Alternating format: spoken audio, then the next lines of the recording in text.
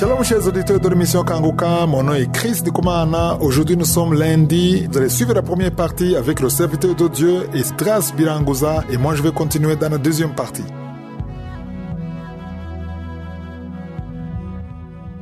Shalom. La devise de Kanguka est composée de 3 points. Le premier point, c'est qu'il faut accepter la volonté de Dieu, même quand elle est différente de la nôtre. Le deuxième point, c'est qu'il faut prier tous les jours. Et le troisième point, c'est qu'il est interdit de se lamenter, mais il faut rendre grâce à Dieu en toutes choses. Aujourd'hui, je vais aborder le deuxième point qui dit qu'il faut prier tous les jours. Je voudrais te dire que Dieu t'entend. Il entend tes prières et il voit ton cœur. Vous savez que le diable, pour décourager les gens de prier, il leur fait croire que Dieu n'a pas entendu leurs prières parce que l'exaucement a tardé. Si tu as prié pour une chose pendant longtemps sans avoir de résultat, cela ne veut pas dire que Dieu ne t'a pas entendu. La vie d'un chrétien n'est pas seulement basée sur des prières, sur des choses qu'on demande à Dieu et des exaucements de la part de Dieu. La vie chrétienne doit comporter des prières désintéressées, c'est-à-dire que tu ne pries pas seulement pour avoir quelque chose de la part de Dieu. Il faut prier aussi pour connaître Dieu, sans t'attendre à quoi que ce soit de sa part. Cela ne veut pas dire que tu n'as pas besoin de quoi que ce soit. Ça ne veut pas dire que tu n'as besoin de rien dans ta vie ou que tu dois arrêter de prier pour tes besoins. Mais il ne faut pas toujours faire des prières qui concernent tes besoins, tes manques, tes projets. Ce que Dieu veut, c'est que tu t'intéresses aussi à lui dans tes prières. Dieu sait déjà ce dont tu as besoin. Lisons dans Matthieu chapitre 6, versets 7 à 8. Il est écrit: en priant, ne multipliez pas de vaines paroles, comme les païens qui s'imaginent qu'à force de paroles ils seront exaucés. Ne leur ressemblez pas, car votre Père sait de quoi vous avez besoin avant que vous le lui demandiez. Ici, Jésus-Christ souligne que ce n'est pas parce que tu as beaucoup parlé dans ta prière que tu seras exaucé. Non pas que ce n'est pas bien de parler à Dieu ouvertement, mais ce n'est pas beaucoup de paroles qui mènent à l'exaucement. C'est plutôt la foi en Dieu, la révélation de qui il est, la révélation de celui à qui tu es en train de t'adresser. Et lui faire confiance qui connaît mieux ce dont tu as besoin que toi-même. Vous voyez dans le verset 8, il dit: ne leur ressemblez pas car votre Père sait de quoi vous avez besoin avant que vous le lui demandiez. C'est vrai qu'à cause des problèmes, de la souffrance, du deuil, on peut se demander si Dieu voit comment on souffre. Est-ce que Dieu voit à quel point mon cœur est fatigué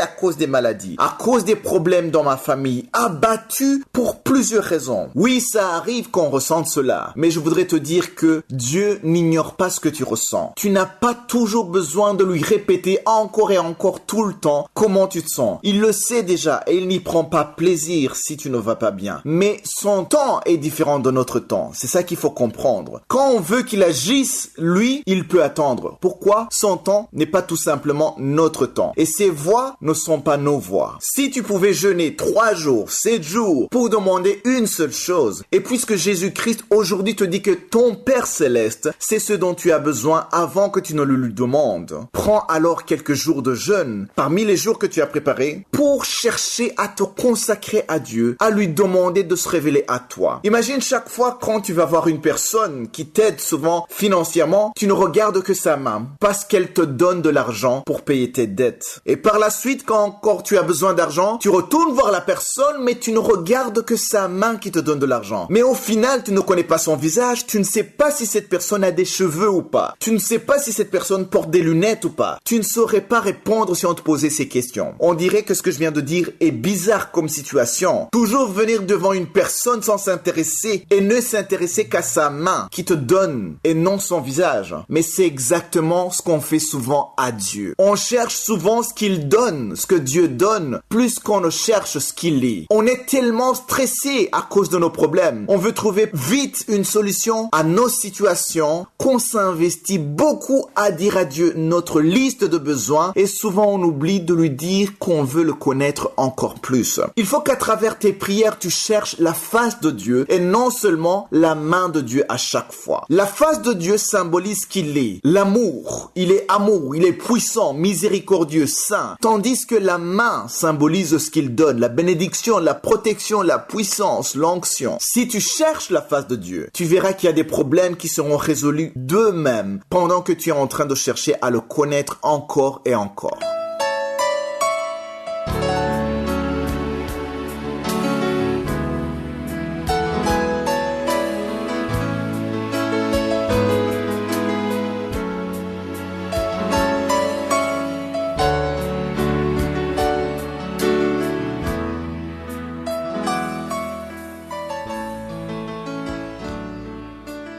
Nous sommes maintenant dans la deuxième partie, c'est-à-dire le moment de l'enseignement, et nous continuons avec l'enseignement que j'ai commencé le 11 novembre. C'est un enseignement que j'ai intitulé « Le commerce des prophéties et des miracles ». Je vous ai dit qu'aujourd'hui, il y a des gens qui utilisent le don spirituel comme une marchandise. Tu as le don de pratiquer le sport, tu es un athlète. Tout ça, ce sont des dons que tu peux utiliser pour l'argent. Il n'y a rien de mauvais. Tu as le don de la technologie. Tout ça, ce sont des dons que Dieu donne, que tu peux utiliser comme marchandise ou comme business. Mais le don spirituel, c'est très différent. C'est ça le but de cet enseignement. Le don spirituel, c'est-à-dire le don du Saint-Esprit, ce n'est pas à commercialiser. Jésus a donné l'ordre dans Matthieu 10, verset 8, qu'il faut donner gratuitement. Mais ça ne veut pas dire que toi qui reçois son don, tu ne peux pas soutenir le don. C'est ça que je veux qu'on comprenne. Je parle à ceux qui ont le don et je parle aussi à ceux qui reçoivent le don. Il y a des comédiens qui vivent de la comédie. Il y a des athlètes qui vivent de l'athlétisme. Il y a des informaticiens qui vivent de l'informatique et qui exigent de l'argent. C'est-à-dire que pour avoir le don, pour avoir le service, il faut payer. Par exemple, tu vas dans un show de comédie, il faut payer avant d'entrer. C'est différent de quelqu'un qui va prêcher l'évangile. Si tu vas prêcher l'évangile, il ne faut pas exiger qu'on paie avant d'entrer parce que c'est un don que tu as reçu gratuitement et le Saint-Esprit qui utilise son don veut que la porte soit ouverte à tout le monde, y compris les pauvres qui n'ont pas les moyens. Je vous ai expliqué que c'est très important de comprendre que les dons du Saint-Esprit sont différents des autres dons naturels que Dieu donne. Le don que le Saint-Esprit te donne, c'est pour servir le corps de Christ, pour l'édification de l'Église. Aujourd'hui, j'aimerais vous montrer là où on parle des dons du Saint-Esprit. C'est dans 1 Corinthiens chapitre 12. On parle de beaucoup de dons, mais on insiste que tous ces dons, c'est le même Esprit qui les donne. Par exemple, au verset 7, 1 Corinthiens 12, verset 7, il est dit « Or, à chacun la manifestation de l'Esprit est donnée pour l'utilité commune. » C'est-à-dire que chacun a un don particulier venant du Saint-Esprit, mais c'est pour l'utilité commune. Parce qu'au verset 4, il dit, il y a diversité de dons, mais le même esprit. Au verset 8, il dit, en effet, à l'un est donné par l'esprit une parole de sagesse et à un autre une parole de connaissance. Selon le même esprit. C'est-à-dire que le Saint-Esprit peut te donner, toi, une parole de sagesse et moi, il me donne une parole de connaissance. C'est que le Saint-Esprit veut, il veut que ça soit complète parce que nous formons un seul corps. Et quand on parle de parole de connaissance, certains croient que c'est la prophétie. Par exemple, moi, quand je prie pour les gens, il m'arrive souvent de citer les maladies, de mentionner des maladies particulières. Et tu trouves que c'est exactement la maladie que la personne a, mais ça, ce n'est pas de la prophétie, c'est de la parole de connaissance. Et c'est le Saint-Esprit qui donne son don. Imaginez si je commence à utiliser son don en exigeant que les gens me paient. C'est contre la volonté du Saint-Esprit. Le Saint-Esprit m'a donné son don pour que je donne ça gratuitement. Au verset 9, il dit, à un autre la foi. Tout le monde est censé avoir la foi, mais la particularité de la foi qui est un don par le même esprit. Et un autre, le don de guérison par le même esprit. C'est-à-dire que l'un peut avoir le don de la foi et l'autre peut avoir le don de guérison. Au verset 10, on dit, à un autre le don d'opérer des miracles. Il y a quelqu'un qui peut avoir le don d'opérer des miracles. Nous tous, nous prions, mais c'est lui qui a le don d'opérer des miracles. Ça devient facile pour lui parce que c'est un don qu'il a du Saint-Esprit. Il y a un autre, le don de la prophétie. Voilà pourquoi j'ai appelé cet enseignement le commerce des prophéties et des miracles. Il y a des gens qui ont le don d'opérer des miracles, mais pour que tu aies ton miracle, tu dois d'abord payer. Ça, c'est contre la volonté du Saint-Esprit. Ou pour qu'il prophétise, il faut d'abord payer. Un autre a le don de discernement des esprits. Un autre le don de diversité des langues. Un autre le don d'interprétation des langues. Voilà pourquoi je dis que si tu parles en langue, prie pour avoir le don d'interpréter les langues. Ou sinon, tu vas parler en langue chez toi en privé. Parce que quand tu parles dans le micro en langue, toute l'assemblée est censée comprendre ce que tu dis. J'ai beaucoup enseigné sur ça. Et au verset 11, il est dit que le même esprit opère toutes ces choses, les distribuant à chacun en particulier comme il veut. C'est lui qui commande. Et le Saint-Esprit ne veut pas que tu exiges de l'argent avant d'exercer ton don. Je vous demande de lire au verset 28. Au verset 28, on nous parle d'un don particulier que beaucoup de gens ignorent. C'est le don de secourir. C'est vrai que nous tous, nous devons nous entraider, secourir un frère s'il est dans des problèmes, mais il y a ceux qui ont le don de secourir. Et c'est le Saint-Esprit qui te donne ça. Voilà pourquoi le don de Saint-Esprit doit opérer gratuitement sans rien exiger. Vendredi dernier, je vous ai parlé de quelqu'un qui m'a dit que Jésus n'avait pas besoin d'argent parce qu'il avait le pouvoir des miracles. Nous avons lu dans Jean 13, versets 26 à 29 et on a vu que Jésus utilisait de l'argent pour aider les pauvres comme c'est écrit dans Jean 13, verset 29. Mais d'où venait l'argent que Jésus utilisait? C'est ce que je vous montrerai dans Kanguka d'autres domaines si je suis le vœu. Passez une excellente journée.